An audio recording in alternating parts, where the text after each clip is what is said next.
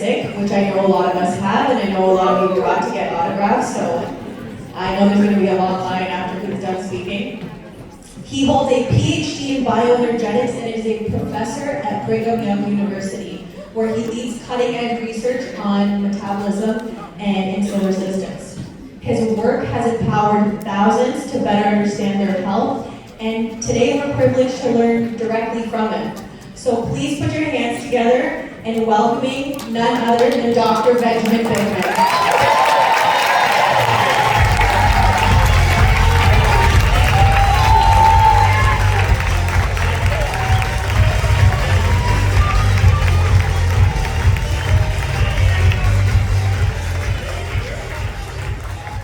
Thank you so much. I am delighted to be with you guys. Thanks so much for coming. I am a scientist and am a professor. So that means I get paid to ask questions and try to find the answers to those questions, because that's what a scientist does. But I have the unique pleasure of also being a professor, which means I get to teach some of these things. And it's in that role, in fact, it's both of them that brings me here today, because not only am I teaching you some of the best principles with regards to metabolic science, but I'm also going to share with you some very new data. So we're going to get into some science talk at the end. Now, this is a new message. Some of it will be familiar, because what is so common about me ever coming to a Unicity event is the opportunity to talk about metabolism. So some of it will be familiar, and then we're going to get into some pretty new stuff. But it's still stuff that I'm very competent to speak about. So don't fear that I'm getting outside of my area of expertise. No, my area of expertise just includes more than you think it does. So here I am about to teach you some new ideas. So the topic is muscle matters. We're going to focus a lot on what's more accurately called skeletal muscle. There's actually different types of muscle in the body, but the one we're focusing on is a skeletal muscle. So I'm going to help you understand why muscle matters when it comes to metabolism.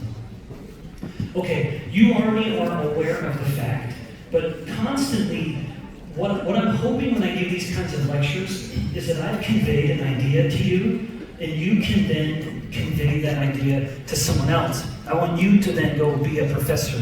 So one of the most important points that you teach your friends is that insulin resistance is the most common health disorder in the world. And that is why I've devoted my career to understanding it. Insulin resistance matters most when it comes to chronic disease. So not only is it the most common health problem worldwide, but as I noted, with regards to chronic disease, the most common killers are in some way derivative of this metabolic problem, or to say that another way, they share a common metabolic origin. But beyond these lethal diseases, we have some inconvenient and sometimes heartbreaking ones, where even the most common forms of infertility are also influenced by insulin resistance, whether it's erectile dysfunction in men or polycystic ovary syndrome in women. They once again have this in common.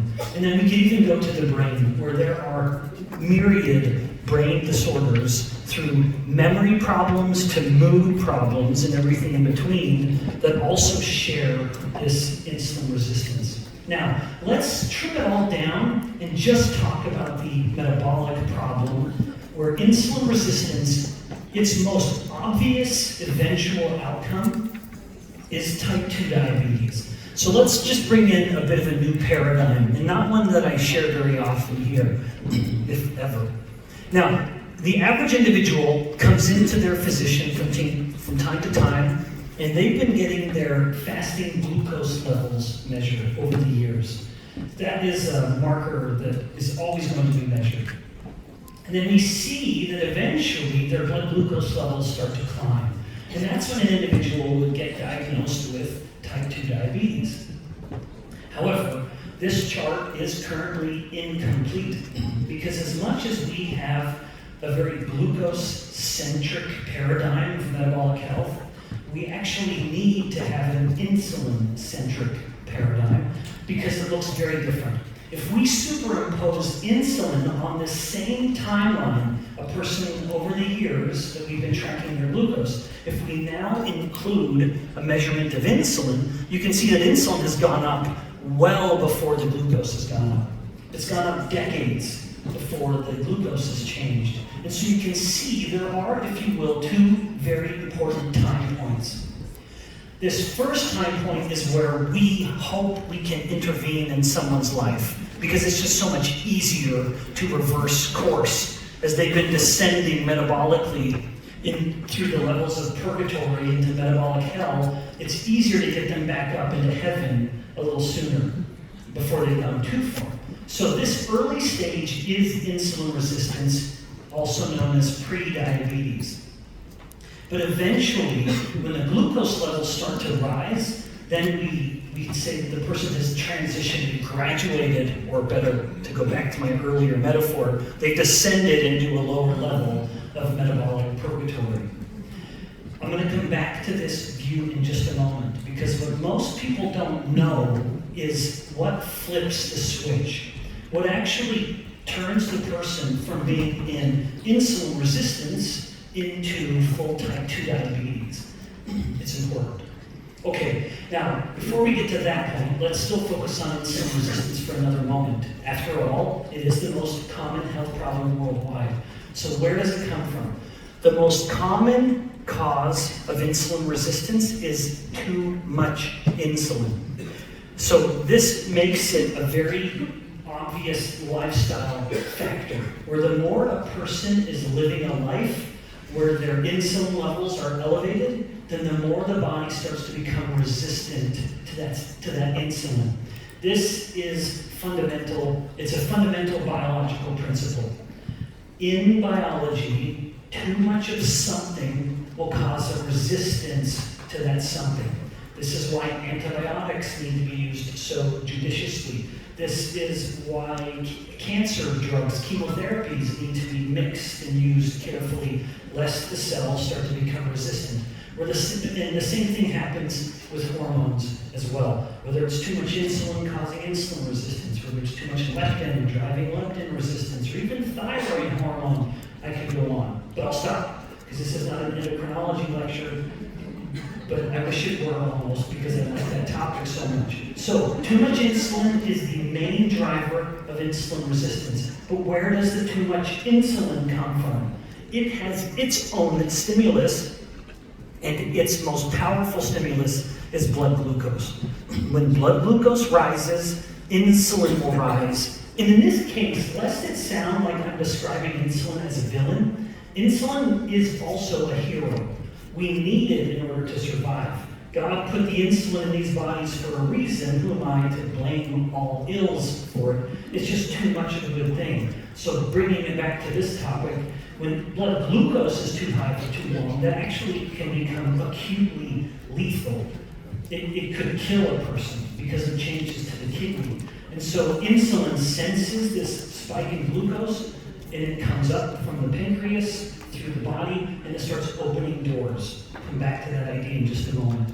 But this leads me to say, well, the most common thing driving your glucose is our constant carbohydrate consumption. Now, many of you have heard me talk about this before. I don't mean to wage war on dietary carbohydrates, but if we look at the food we're eating and then we say, okay, which is going to spike my insulin the most and keep it elevated the longest? Well, of course, one stands supreme. But it also stands out because we just eat so much carbohydrate.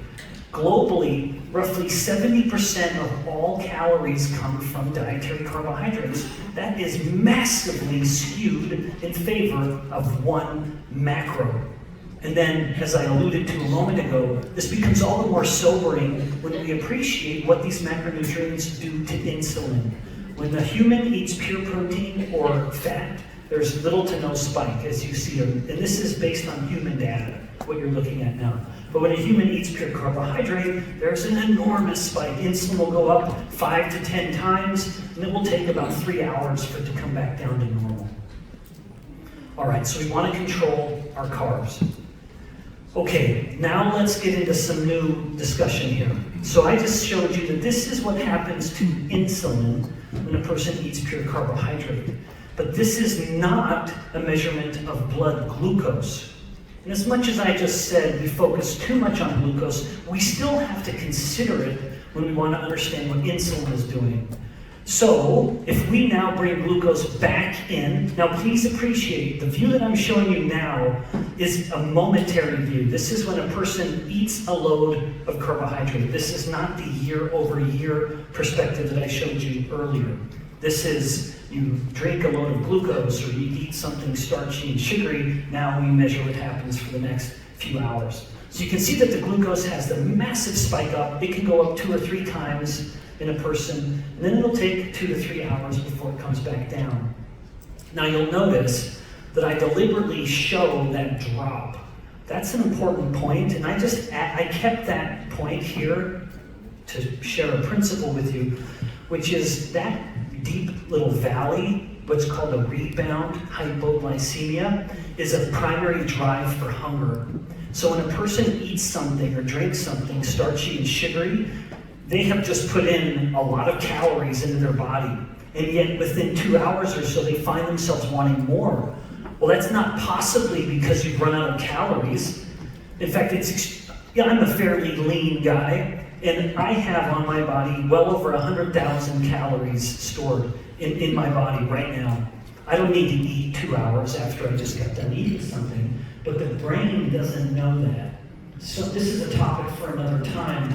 But so much of how the body regulates appetite and hunger isn't a matter of how much energy is stored on my body. It's actually what are the signals going to my brain. And in that moment, at around that 3-hour mark, where the glucose drops, the brain starts to panic. Because it, in that moment, doesn't know that there is hundreds of thousands or even millions of calories on the body waiting to be used. It thinks we're starving, and so it wants you to eat more to push that glucose back up. So just on that one thing, and I've already gone on much longer on that point than I intended, to avoid those, to prevent those drops, avoid the highs in the first place. Don't let yourself get so high and you won't go so low. So you want to level that out. You have, of course, very good ways to do that, which I've talked about in previous talks, including chlorogenic acid and theobromine, which can help with acute glycemic excursions, and of course, so too can balance. But I've talked about that before. You need something new, so let's not revisit the past. Okay, so look at the glucose coming up, and then look at it coming down. Where does it go when it comes down? That's what I want to teach you just for now before we move on. So let's look at the body. Where's that glucose going? Well, you could say, well, then it's going to the brain. Yes, some of it is. And the brain, after all, is a high metabolic rate organ. There are 3 tissues in the body, by the way, that are considered, it's like a holy trinity of high metabolic rate organs, where their metabolic rate is just so different from every other tissue. The brain is one of the 3. I think it's number 2. And so you say, well, it's going to the brain. Well, yeah, but the brain isn't that big. Within the animal kingdom, it's really big relative to other animals, but within the entirety of the body, it's not that big. So by mass, it doesn't consume that much. So that's not it. What about the kidneys? Because I know what you're thinking. You're thinking the kidneys, after all, then, as you're thinking this, have the highest metabolic rate of every tissue in the body, and they do, and it's not even close. Isn't that interesting? If you're ever wondering about metabolic rate in the body, the kidneys are like 10 times higher than any other tissue. They are so busy all the time. Just as a funny little aside, my lab has measured metabolic rate in kidneys. It's so fast that it actually we have to change our entire protocol because the metabolic rate is so much faster than any other tissue. But even then, it's not the kidneys. Most of it goes into your muscle. 80% of the glucose, that as you see the glucose levels coming down, let's say you're wearing a continuous glucose monitor or something. You see the glucose come up, and then the glucose comes down. When it's coming down, 80% of that glucose is going into your muscle. So we want to make sure that our muscle is working well. Now let's come back to that paradigm that I showed you earlier. What is at least partly responsible for flipping the switch, driving someone from insulin resistance into full-blown type 2 diabetes? Part of it is that the muscle becomes insulin resistant. In fact, it's a very big part of it because 80% of our glucose goes into our muscle after we eat it, the glucose. And insulin is a big part of it. In fact, let's talk about that in a little more detail. Some of what I'm going to show you is actually some of the tests we do in my lab when we want to measure insulin sensitivity, glucose uptake in muscle. We actually take advantage of the very process that I'm going to teach you now. So here we have muscle tissue, or an individual muscle cell, commonly just called a muscle fiber. In fact, I'm going to show you a picture of a muscle fiber at the very end of my talk and some of the tests we did. So that'll be me being a scientist rather than a professor. All right, so here's the muscle. Like every single cell in the body, muscle has what's called an insulin receptor. It's a little doorway that's just designed for insulin to come and knock on. And again, every single cell of the body has insulin receptors. It's one of the reasons why insulin is so relevant to every tissue. All right, now when insulin is flowing through the blood, it comes and knocks on that door of the muscle. And then I'm just going to say that the muscle has an action because it does a lot. Insulin does a lot of things at a muscle cell, and it does even different things at other cells. But the most famous effect is that it will open these doors called GLUT4. Now, some of you are thinking, why is Professor Ben talking about my buttocks muscles? I don't mean your glutes. I don't mean those perky little muscles on your backside, which is another thing that makes humans very unique, by the way. Other animals don't have these big chubby muscles on their backs like we do. But anyway, so I'm not talking about the glutes on your bum. I mean glucose transporters. Glucose transporters, there are a lot of them. I think most recently there are 14 that have been discovered, but GLUT4 is unique because it will only open when insulin comes and knocks and tells it to open. But the muscle is loaded only with GLUT4. So insulin knocks, GLUT4 opens, and of course, what's all that glucose going to do, those little G's and the hexagons? Then the glucose is going to come in, thereby lowering blood glucose to where the insulin wants it to be. Now, as I mentioned though, insulin does a lot more than that. Insulin is in charge of all nutrient metabolism. Whether you're talking about lactate, which is a calorie that tissues can burn, whether it's ketones, fats, amino acids, glucose, insulin will manage all of it. So nutrient metabolism, cellular growing and shrinking and death, autophagy. Some of you who are interested in fasting, you've heard about autophagy. Insulin controls that too. Even electrolytes, like potassium balance, is fantastically affected by insulin, and much, much more. All right, so to this point, one key takeaway that I want you to get is that muscle is critical to insulin sensitivity. When muscle is working well and we have enough of it, glucose is going to go into that muscle more readily. And the more we can dispose of the glucose from our blood into our muscle, then the lower insulin levels can be. So when we have good muscle mass and function, insulin is going to be lower. And of course, as you recall, high insulin is what drives insulin resistance. So the more we can put the more we can adjust the metabolic milieu to help insulin be down, the more we're improving insulin sensitivity. Now, however, what we can have is that muscle mass is reduced, and the more muscle mass is reduced, the less disposal sites we have for the glucose. Thus, the blood glucose will be higher, and the more blood glucose, and the less there is for insulin to be able to do effectively, so we need a lot more of it. Insulin isn't working as well. So less muscle mass in a person. If you took this form of Ben and stripped me of my muscle, and you would say, well, you'd have nothing left because you're all muscle. It would be a pile of freckles. So you strip away, let's say I lose 10 to 20 pounds of muscle. And then now you gave me that same load of glucose, it will take me much longer to clear that glucose because my muscle is so hungry for pulling in that blood sugar. So muscle mass is critical to insulin sensitivity. Now, I also want to show you a different view of the muscle. Because the muscle needs to maintain its size and its mass. Because what makes the mass is this balance of amino acids that come into the muscle cell or the muscle fiber. In fact, just as an interesting principle, let me teach you guys. When we grow muscle cells in a culture dish, in a little petri dish, they are multinucleated. So one individual muscle cell will have multiple nuclei or nucleus. I know what you're thinking, which is you're saying, Ben, that's impossible. Cells just have one nucleus. Yes, you're right, good job. But what's unique about muscles is that it will take these early muscle cells and start fusing them together. So one little muscle cell will start fusing with other muscle cells, not only creating a fiber, but then merging all of their nuclei. And so it's a multinucleated cell. I don't know why I even went on that little rant, but now you know a little more about it. Now, when we think about the muscle though, we have to consider the amino acids coming into the muscle, allowing it to grow, because those amino acids will turn into muscle proteins. And it's the muscle proteins, as I'm going to show you in a moment. I actually debated, but I'm going to teach you the principle of how muscles even contract when we flex them and relax them. But these amino acids will come into the muscle.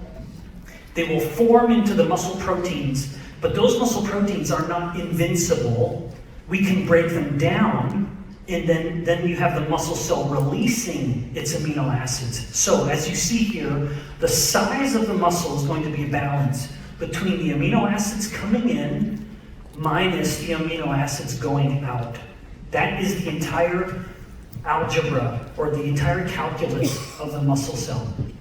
Okay, so I'm going to now teach you, I'm flipping this around a little bit, because now I'm saying that insulin is critical to muscle mass. Now here is something you must remember, lest you confuse your friends and family by stating incorrect principles of muscle cell biology like so many people do. Many influencers and even bodybuilders and people that are only prioritizing muscle, whereas we're prioritizing, yes, muscle, but also brain. Brain and brawn is what we want after all. They will say that insulin is promoting the uptake of the amino acids into the muscle. And that does not happen. There have been some beautiful, sometimes in science we say elegant studies that have been done to prove that idea wrong. So do not say insulin promotes amino acid uptake. That is not accurate. What is accurate is that insulin does promote the muscle to be big and juicy and healthy, but it does so by inhibiting, let me go back, I don't want that yet, by inhibiting the breakdown of the amino acids. So insulin is lowering the amino acids coming out rather than promoting the amino acids coming in. Does that make sense? So it's inhibiting the breakdown rather than promoting the building up. All right. Now, however, the problem comes in the form of insulin resistance, where when the muscle tissue becomes insulin resistant, again, because of too much insulin as a primary driver here, but some of you would have been at a talk I gave in Las Vegas a year or so ago when I talked about stress. Stress actually also will promote insulin resistance in muscle cells. But regardless of the cause, if the muscle cell starts to become insulin resistant, then it is going to start losing insulin's protective effect. Now you're breaking down the muscle protein too readily. That, you guys ready for a multi-syllable word here that I want you to remember because it will make you sound clever, and you will be more clever. That is a process called proteolysis. Proteolysis, anytime in biochemistry you hear the term lysis, it means breaking something down. Like lipolysis is the breakdown of fat from fat cells. Proteolysis is the breakdown of protein. So insulin, when it is working well, inhibits proteolysis. But when a muscle tissue has become insulin resistant, now you have removed the inhibitory effect of proteolysis from insulin. I'm saying that in a too wordy of a way. Insulin is less able to block proteolysis. And so now the muscle is breaking down its protein. Even though insulin may be high, even though insulin may be trying to stop that from happening and tell the muscle to hold on to it all, the muscles become insulin resistant. All right. So coming back to that earlier paradigm, so muscle is critical to insulin sensitivity, and then insulin is critical to muscle mass. But remember, it's not because it's directly promoting a growth in muscle protein, but because it's blocking the breakdown of that muscle protein. This paradigm here is partly what is leading to what's considered one of the new epidemics. I know we all shudder when we hear that word with recent lockdowns, but we're in the free state of Florida, so we don't have to be afraid of such arbitrary lockdowns. But here, this is something called sarcopenic obesity. Sarcopenic obesity is this paradoxical confluence of these states, which you didn't used to see together. If you saw someone once upon a time with obesity, the sheer act of moving that bigger version of their body around usually resulted in more muscle. So usually more fat mass was associated with higher muscle mass, helping the person just continue to live life and get up and move around. The term sarcopenia is one that you should remember. It's a good word. It's a nice term that describes the reduction in muscle mass. That is what sarcopenia means. Sarcopenia, reduced muscle mass. So now we have this weird, as I said, paradox where you have people who are both wasting their muscles while promoting fat mass. That is, if you'll pardon my French, a hell of a combination. One we do not want. All right, let's come back to insulin resistance then. Now, in fact, even though I say that, this is a painful moment for me. Because while I would love nothing more than to just talk about insulin resistance forever, there is another type of resistance that is very relevant to what you do in your jobs, which is helping people feel great. And that is this very related, it's a sibling to insulin resistance called anabolic resistance. Some of you have already heard of this, you've already been talking about it. I want to just share my own view and then what you can do and how these things relate to one another. So anabolic resistance is this unique state of the muscle. Now, here are some other words to just appreciate and remember. One is just what anabolic even means. To appreciate that, we have to appreciate what the term metabolic means. Metabolism is this term of chemistry or biochemistry, which refers to the anabolism, or the building up, balanced with catabolism, or the breaking down. So anabolic reactions are reactions within a cell that takes simple molecules and starts building stuff out of them. It's like the one individual piece of Lego, and now it's becoming part of something bigger. But the catabolic reactions are the naughty little toddler who comes and smashes all those connected pieces into a bunch of small pieces that you will step on at 2 a.m. So here we have the balance of anabolic and catabolic. With anabolic resistance, we start to see in individuals that they become less capable of building and retaining muscle mass. So we are making less protein from amino acids, and we're breaking them down too readily. So we have too little synthesis of the protein and too much proteolysis. So we have too little amino acids coming in and too much amino acids going out. So the balance is not favorable with anabolic resistance. And remember, so much of this matters beyond just the glory of having a lot of muscle and dunking a basketball or posing with a shirt off for a photo. Muscle is so important, remember, because it is that metabolic master. It wants to consume the glucose, and so it acts as a tremendous buffer to help our blood glucose levels be more stable. That's the metabolic view where we defend more muscle, or why we want more muscle. Now, the type of person who's going to have more anabolic resistance is usually going to have two distinct attributes. He's going to have insulin resistance, and he's going to be older. Now, those are not the same. They don't need to go together, thank goodness. Those of us that are getting older, they don't need to come together. But the older you get, even if you're insulin sensitive, you will have a higher degree of anabolic resistance than your younger counterpart. That is just a feature of aging. Now, that doesn't mean it's hopeless. In fact, you are uniquely suited to give this person more hope, as we'll get to in a moment. And then, of course, on the other end, it's someone who's younger and someone who's insulin sensitive. Those are going to be the two key attributes that explain or help us understand why a person's going to be more anabolically sensitive. They're more responsive to the growth signals and have an easier time building and retaining muscle. All right, so insulin resistance matters tremendously. And just at the risk of repeating myself, just remember, these two types of resistances really play off of each other. The more the body is becoming insulin resistant, or the more the muscle is becoming insulin resistant, the harder time it's going to have helping the body be insulin sensitive because it can't control blood glucose as well. Then at the same time, the more anabolic resistance a body is experiencing due to age or lifestyle variables, the smaller the muscles will be, and the less mass, the less of a consumption of glucose there is, and thus the body will be more likely to have insulin resistance. So this becomes a vicious cycle.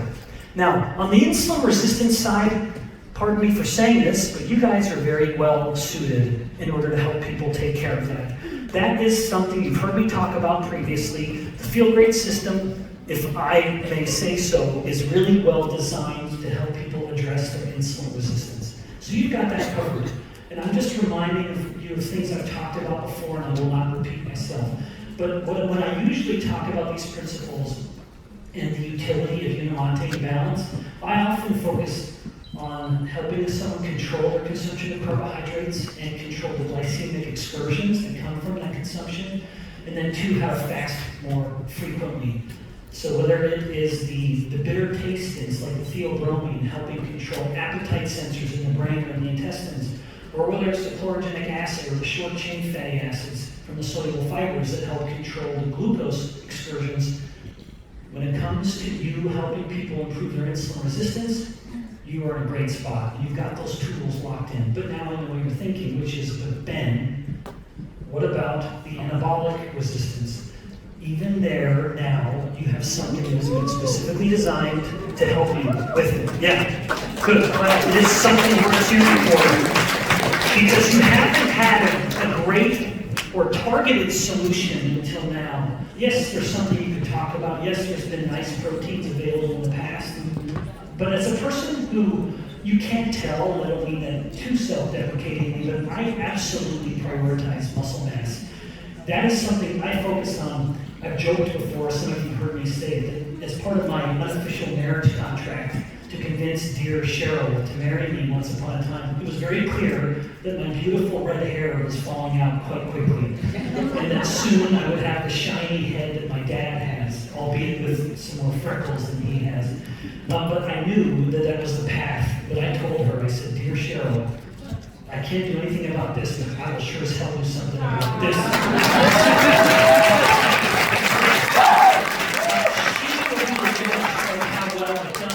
Suffice it to say, I very much prioritized muscle mass retention just because I want to be a healthy dad. I want to be a very, very healthy grandpa someday. May God bless me with many, many grandbabies. But that day will come, and I hope that my muscle will be up to the challenge. So now with Stronghold, it's a great name, isn't it? You really do have something in your toolkit to help your friends and family. When you start introducing this idea of, hey, Feel Great has been directly helping you improve your insulin sensitivity, but we have this underlying, a foundational part of you that can also be helping every moment of the day or night, whether you're sitting or standing or running or anything else, and that's your muscle mass. So Stronghold is designed to help you overcome anabolic resistance.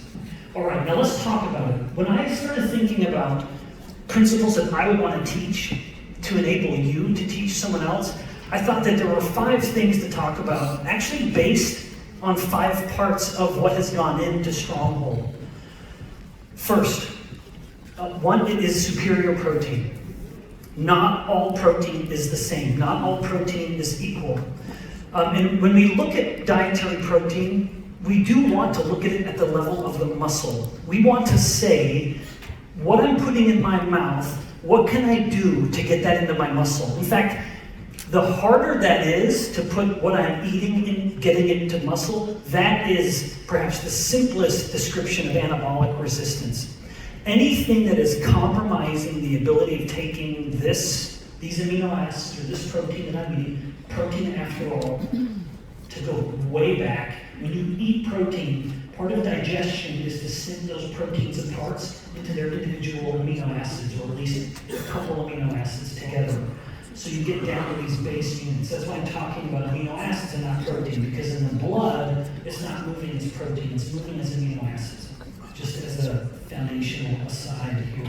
So when we look at superior protein, we want to do whatever we can to get that protein into our muscles. And with anabolic resistance in mind, remember, that's the person who's older and or insulin resistant. So even a young teenager who's insulin resistant is going to have some degree of anabolic resistance. It's going to be harder to turn that protein into this protein of our bulky muscles. All right. This study, remember, I always have those little PubMed IDs in the bottom corner so you know that I'm not making stuff up. They found that with superior protein, even in older adults with anabolic resistance, in fact, let me rephrase that. The more a person has anabolic resistance, the more important the quality of the protein becomes. The more anabolically sensitive you are, the more you can get away with what I would maybe call garbage protein. It doesn't matter as much. Your body is so capable of turning this amino acid into this protein. But the more anabolic resistance you have, the more it's important to get the best. So this was designed with the best in mind, where it has been shown to increase in humans in a doubling of the amino acids in the plasma, and an almost 50% increase in what's called muscle protein synthesis. And I just had that abbreviated as MPS. So muscle protein synthesis went up by about 50%, even in people with anabolic resistance, by giving them a superior protein. So protein matters, and it matters a lot. So we picked the best protein and we put it in the Stronghold. Okay, now what else? The second one are two parts of protein that we actually leaned into, where we increased it beyond just the normal amount because they are so important. And that is the branched chain amino acid leucine, and one of leucine's metabolites, hydroxymethylbutyrate, or sometimes just referred to as HMB. Now these are separate molecules. They're not even the degree to which leucine gets converted into HMB is very modest, and in some people it's even more modest. It'll only be about 10% of the leucine. We wanted more HMB because these both work together. Leucine is the most powerful amino acid that promotes anabolic muscle protein synthesis. Of all amino acids, leucine stands supreme. And then an HMB will do that as well. Leucine is the strongest individual amino acid signal. But HMB will also promote that growth of the muscle. So it's a really good sort of intake for the muscle. But we also have this anti-catabolic aspect where HMB is a very powerful anti-catabolic signal. It inhibits the proteolysis. So it's telling the muscle, hey muscle, we just got done building up a bunch of protein, keep it there. Don't start breaking it down. We want to lock that in. HMB really helps lock that in, especially in older adults. All right, in fact, that's this point here, where HMB is uniquely good at overcoming the proteolysis that just predominates during anabolic resistance. You guys, as I just said that sentence, I just had a thought that I'm using a lot of words that might be kind of new. Are you following me pretty well? Yeah. I want you, I don't mind if the vernacular of a talk makes you reach a little bit because you'll be better for it. But I don't want to go too far. So if you've had to start creating a little glossary in your notes, the more you can incorporate some of these words like proteolysis and catabolism and anabolism into your story, the more the person listening is going to want to know what you just said. And so it puts you in a really, really good position. So I want you to reach a little bit, but I don't want it to be too far. But you're good. Yeah. Yeah, you are straight A students. I love it. I love it. Okay. But it is fun, as I always joke, it is so fun to teach a group of students who actually care, where mom and dad just aren't paying their tuition. And they'd rather be looking at some stupid social media post. And I'll be standing up in front of my kids thinking, do you know how lucky you kids are to be listening to me right now? Not because I'm so good, but because the topic is just so cool.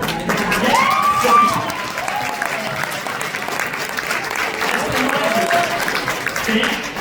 Thank Unicity, because you have to hand it to them. I don't know of any other group like them who actually invites working, living, breathing professors and scientists to teach these kinds of things. It's so unique. I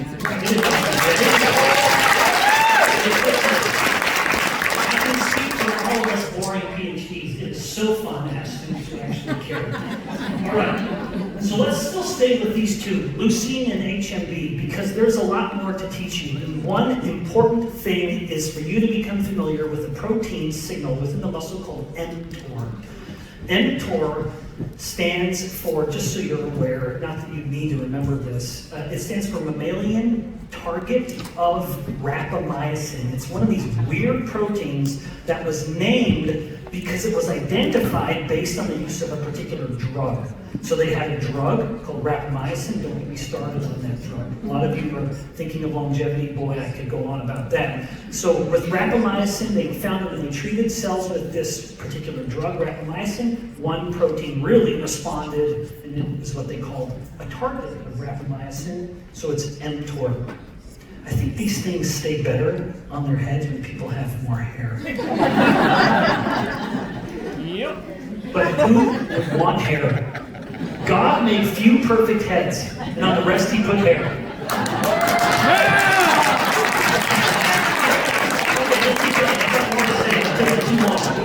I just gotta keep I need you to start giving me a signal when my jokes are going too far. Okay, so we have mTOR. mTOR is the master signal when it comes to promoting muscle protein synthesis. When mTOR goes up, muscle protein synthesis goes up. So you want to know about mTOR, you want to be able to talk about it, then you want to know what turns it on. Well, leucine and HMB turn it on like nobody's business. And when mTOR is turned on, not only does it know what to do with the amino acids coming in, namely stack them up into the muscle protein, but it also blocks the proteolysis. It doesn't want the muscle to be breaking down. So when you can activate mTOR, especially in these cycles, the nice thing about leucine and HMB is it turns mTOR on and then it will stop. Because oddly, if there's too much mTOR turned on all the time, it actually starts to become resistant to its own signaling. So you want, leucine and HMB are so smart together because it will turn mTOR on really, really well and then turn it off, lest the cell start to become deaf to that signal. All right. Last important point here is that HMB is so good at inhibiting catabolism or proteolysis that it will even inhibit proteolysis during a fast. So a lot of people will say, well, I can't fast, I'm going to lose muscle. It's not that simple, first of all, but even if they lead with that concern, because we do have a culture promoting healthy and strategic fasting, well, then we can say, well, hey, then look, if you're worried about the protein loss during fasting, which again is overinflated, but even still, HMB is known to maintain this overall state of muscle protein synthesis even during a fast. Okay, next one, number 3, vitamin D3. There are multiple forms of vitamin D, vitamin D3 being the most bioavailable and used form in the body. I know you're thinking, Ben, we're not talking about immunity. Vitamin D3 is involved in that. We're not talking about calcium metabolism. Vitamin D3 is involved in that. No, we're talking about muscle. But what is so cool about vitamin D3 and why it's so smart for it to be included is that it amplifies leucine's signaling. In fact, if you couple vitamin D3 with leucine, it can, as you see here, it sensitizes that mTOR. Don't worry about all the rest of it. I wanted to use the direct quote. And so some busy language here, because scientists, boy, if we get good at one thing, it's how to take a simple sentence and make it a really long, stupid, busy sentence. But it enhances the anabolic signaling of the leucine. In fact, this study found that it increased muscle protein synthesis by 14% just adding vitamin D3. Okay, now I'm taking way too long because the next thing was so cool that I created a tangent and now I'm debating on how much time we have. So let's just keep going. So creatine, you guys have all heard of creatine. Yes, creatine is included in Stronghold because it is so worthwhile. When any time you start talking about cellular energy and muscles especially, you want creatine to be a part of the solution. Now, in order for you to appreciate creatine, you have to take a little mini lecture from a bioenergetics PhD. My PhD was bioenergetics, which is the study of energy in organisms. Not like the thermodynamics of a physicist. A physicist is going to study the energy in, say, a steam engine, which incidentally is the whole birth of the whole idea of thermodynamics. It was to build a better steam engine. We're not steam engines, we're a little more complicated. And so I study the energy of the human body. And I don't mean like chakras, I mean like actual biochemical. I'm not that kind of scientist. All right, so, but what we need to get from this is an appreciation of ATP. So you could take any cell in the body, and in order for that cell to have energy to get its work done, a muscle cell is contracting, a neuron is sending a signal, the intestines are moving the food through the body.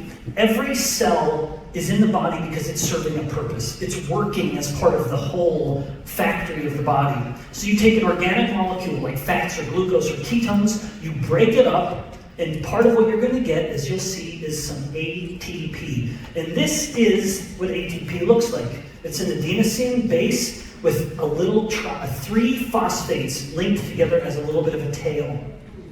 And it's this molecule that allows a cell to work. And like I just said, the muscle flexing, the neuron conducting, etc. And when we break that energy molecule, if you will, we actually do it through a process called hydrolysis, where one little molecule of water will come in and snip that last little phosphate off.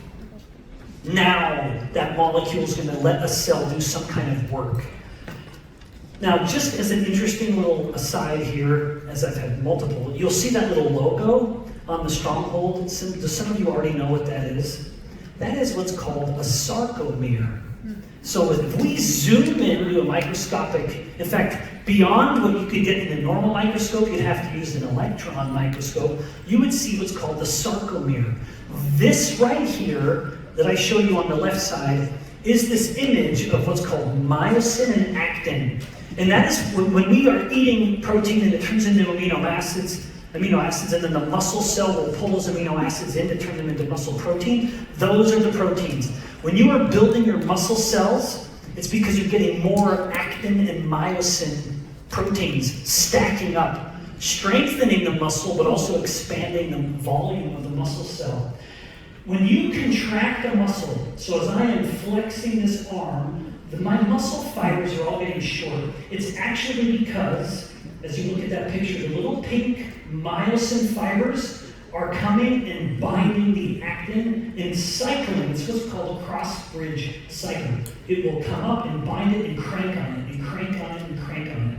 That entire action of cranking the muscle fibers together and shrinking the sarcomere is something that is very ATP dependent. So when you want to contract and relax the muscle, you need a lot of ATP. And now you're saying, well, what does creatine have to do with that? Well, creatine, when you take in creatine, it will turn into something called creatine phosphate. And it will rapidly restore that ATP molecule. So the more you're breaking ATP down, like just say for the sake of a muscle contraction, the more creatine you have, the more creatine phosphate you'll have, and the more rapidly you are regenerating your ATP pool within the muscle cell. And I say muscle cell, but in fact, we could also say brain cells, because creatine is also some of the newest evidence. We have known for decades that creatine supplementation can enhance muscle power output and recovery, which makes it very well suited for Stronghold, but it also does the same in the brain. some of the hottest research going on now is looking at how creatine is a brain energizer as well, helping improve cognition and mitigating the effects of sleep deprivation. But also, one last comment on this, creatine also increases genes that are involved in the promotion of muscle protein synthesis. So beyond providing the muscle with energy, creatine literally activates the synthesis or the expression of genes that will promote muscle proteins. So that's MyoD1 and myogenin. Creatine will turn those on. All right, now for the sake of time, malic acid actually is something interesting. It's used often as a flavor enhancer, but even then, we choose a deliberate flavor enhancer because it also, just for making a longer story short, it helps the mitochondria actually burn more energy and has been shown to be a performance-enhancing benefit. So even the malic acid is involved. Now, some of you are going to be really clever. Well, you're going to start mixing. You're going to become little alchemists you're going to try to take these two things that are really good and make something even better, a little bit of synergy in the cell. So you're going to start mixing Stronghold and Unicity. I'm not advising for or against this, but there's something you should know when it comes to the complexity of human biology. Chlorogenic acid is, of course, a primary component within Unicity with myriad benefits that I and others have talked about previously. And whey protein is part of the superior protein within the Stronghold. These two have an interesting relationship. On one hand, it's favorable, on the other, it's a little abusive, because when you take them together, while you will enhance the absorption of the protein, you actually reduce the absorption of the chlorogenic acid. And so it's kind of like chlorogenic acid takes one for the team. You're still getting some, but you could say, well, I'm willing to lose a little bit of chlorogenic acid to get a little more whey. I just want you to know there's an interesting dynamic at play when it comes to these. Now, up until this point, I have been your professor, but I'm also a scientist. You're fairly ignorant scientist at that. So let me share with you some of our results from my lab in a new science that we're testing some of the signaling of Stronghold. These are unpublished results. They haven't gone through peer review yet. But what we did was break this up into 2 time points. The acute stimulus to Stronghold, so a one-time consumption versus a multi-week consumption. With the acute results, I'm showing you only some of them for the sake of time. One, we found that mTOR, do you remember what mTOR does? It promotes muscle protein synthesis. It went up by 5 times in the muscle. So give a load of mTOR, take a biopsy of give a load of Stronghold, take a biopsy of the muscle, compared to the placebo, and we found that mTOR activation went up by 5 times. Huge increase in mTOR. Now, what about glucose and insulin? No change whatsoever. Glucose and insulin stay rock steady throughout that time point, these time points, which is nice. What about GLP-1? That has become such a point of focus. We found that at that end point, not the area under the curve, which is what I showed to the right, but that end point, the final point of the GLP-1 was more than twice the level with Stronghold consumption. And that's because protein and some amino acids do activate GLP-1. It induces that production from the gut. Okay, now what about the chronic results? So, very important, we found that, firstly, that the branched chain amino acids in the plasma were significantly down. Now that is important how I'm describing it. I'm saying the branched chain amino acids in the plasma. That is used, and this is in a fasted state. So it's not like they just ate the Stronghold. This is in a fasted state, nothing having been consumed for hours. The lower BCAAs, the lower branched chain amino acids, means less proteolysis. This is proof positive that the muscles are holding on to their protein rather than breaking down. So very strong evidence of an anti-catabolic signal, or improved anabolic signaling, or in other words, less anabolic resistance. So pretty dynamite finding, frankly. And then we looked at tissue mass. A significant increase in muscle at a very fine level, milligrams of muscle mass, but also a reduction in fat mass as well. Pretty favorable changes for a person who is trying to improve their metabolic health. Now, one final thing, I told you earlier I was actually going to show you what muscle will look like. This is under a light microscope. And what we're doing here in this image from a muscle tissue sample is looking, remember I said how muscle is in fibers, long little tubes? What we're doing is looking down the tube. So we took a long muscle and made a slice, a microscopic slice. So we're looking down the lengths of the muscle. You can see on the right, Stronghold resulted in significant increases in the cross-sectional area. That's what we measured, the cross-sectional area of the muscle fibers. So muscle fibers that were a lot bigger than they were in the control group.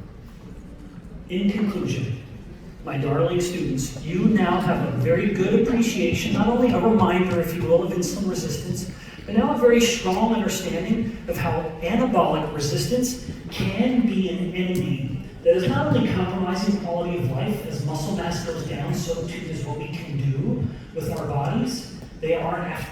Muscle is, after all, the strings that manipulate the body, move us around, but also its role, how maintaining muscle helps maintain optimal metabolic health by keeping insulin resistance at bay. And we've long, within Unicity, been talking about that metabolic side of insulin resistance. Now we can step into the muscle much more seriously than we have before, and perhaps more seriously than anyone else is talking about this the same. So, the two resistances, insulin resistance, anabolic resistance, and now you're armed with some pretty effective tools to help your friends and family address both. And may we all be good examples of people who actually know what we're talking about. Thanks for listening.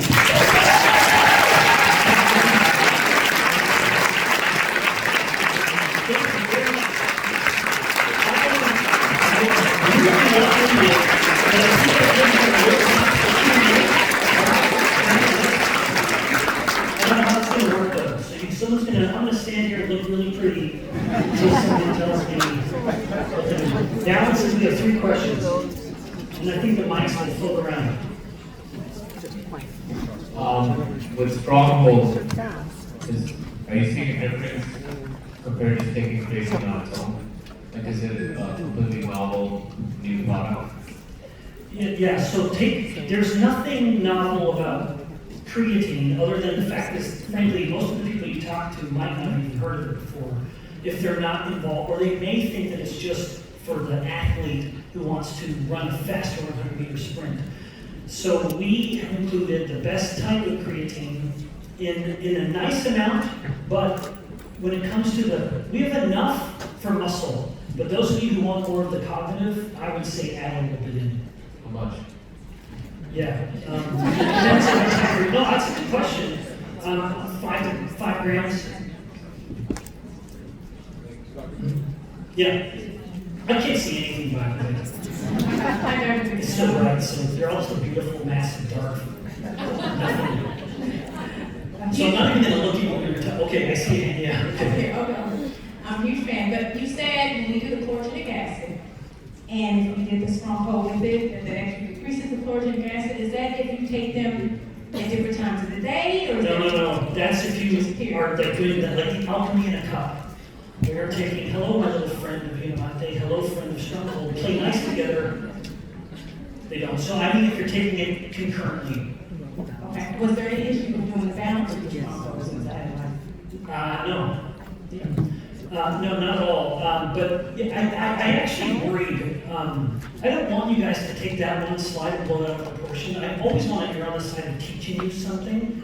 Because I know some people are mixing, I just thought you'd find it interesting. The degree to which you get worried about it will be up to you. I personally do not mix them. I want them both separate. Actually, frankly, part of it is simply I like the flavor of each, and I want to enjoy a different flavor at a different time of the day. I can't see anything, so you guys just pass the mic around. Okay, I see Ann, yeah. A lot of times we look at people want to taste, sometimes we're speaking with sucrose, sometimes we're speaking with stevia. Is there a big difference in why we do one or the other? Because some people are against the Yeah, that's a great question. One thing that I just love about Unicity is we're never content when it comes to the science. And if there's something that is suggesting that what we've done previously could be improved upon, than we do, and that case in point is replacing sucralose with stevia glycoside. Stevia is better, and I'm thrilled to see us making that change. Yeah. All right, Dr. Bikman, Coach Hoy. Oh, sorry. Oh, yeah, please. Coach Hoy, like you on that. So a lot of athletes are concerned about the creatine because it creates like a fibrous muscle. Have you seen that with the the muscle being stronger with that because the athletes are concerned about that with creatine? Sorry, can you say that again? Sure. So the athletes, a lot of athletes are concerned about the creatine because it makes the muscle more porous, so a lot more injuries. Have you seen? Not true. Not true. Absolutely not true. No, creatine will do nothing to the muscle membrane. It absolutely will not make it more porous. They may say that, like the bro science may say that the cell is more porous because where you have more creatine, you will have more water. But that in no way actually reflects the lack of integrity of the muscle membrane. It is absolutely false. Thank you. But creatine will promote muscle water retention. So if the main priority, I think Trent has a question. Trent wants to have his muscles juicy for the pictures, taking on a your speedo. Creatine is hard. Thank you. And that's the nice. Dallas, the last one. When you say superior protein, Yeah. why did you choose whey protein versus all the other types of protein? Yeah. Why whey? Yeah, so the only two, if I were master of everything that Unicity did, I would say we can only choose one or two proteins. It would be whey or beef, because everything else is inferior. And that's in fact what that study tested. They took a plant-based protein and compared it to an animal-based protein, and you see the differences are enormous. The blood amino acids went up by double, and the muscle protein synthesis went up by 47%. So that is a topic that some people might not like because they have their own ideas about nutrition. But let me clarify what that study said and what I stated at the time, and I shared it with you. A young teenager or someone in their 20s can get away with any protein. It won't matter. They're so anabolically sensitive. But I'm talking specifically about anabolic resistance. The harder it is for our bodies to convert dietary protein into muscle protein, the easier we want to make it. And so let's not waste the time on an inferior protein. So we pick the best.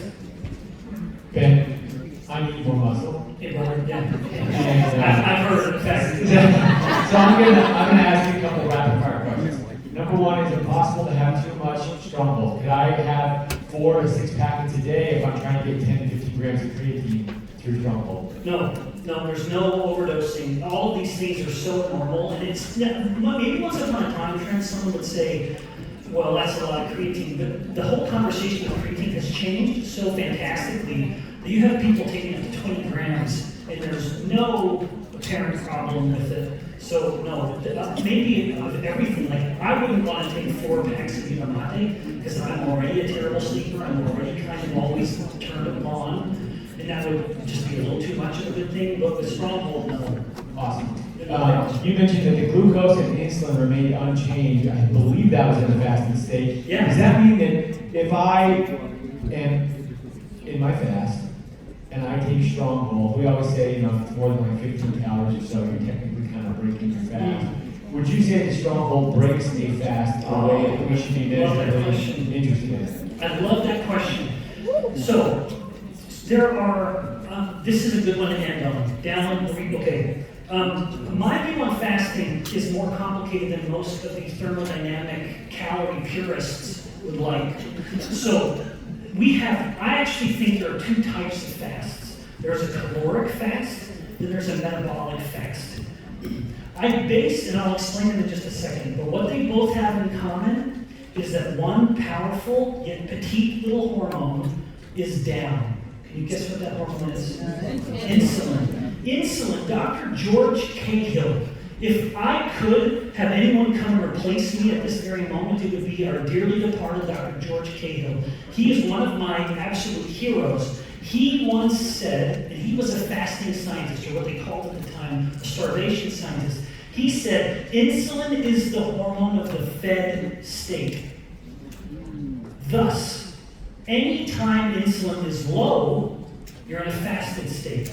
And as far as the body is concerned, Trent, if you were taking in calories Someone on the caloric fast side would say, well, you're breaking your fast, and yet no single blood marker or tissue marker would suggest you were not fasting. In other words, to say that all double negative in a more correct way, your body would look like it's still fasting. That's the metabolic fast. So if you look at all of the metabolic markers in the biochemistry and the signaling, you wouldn't know that something had come in, the calories had come in. Because they would say, well, after all, the protein from the protein in Stronghold is some calories. But even then, you guys, the body does not burn protein for fuel. It uses protein for structure. It is an extraordinary set of circumstances for the body to actually burn protein. It doesn't happen. It burns fats and glucose, or ketones and lactate, etc., but not protein. So, are you in a fasted state? Well, the calorie guy would say no, but I say absolutely yes. And then I would say he doesn't even know what he's talking about.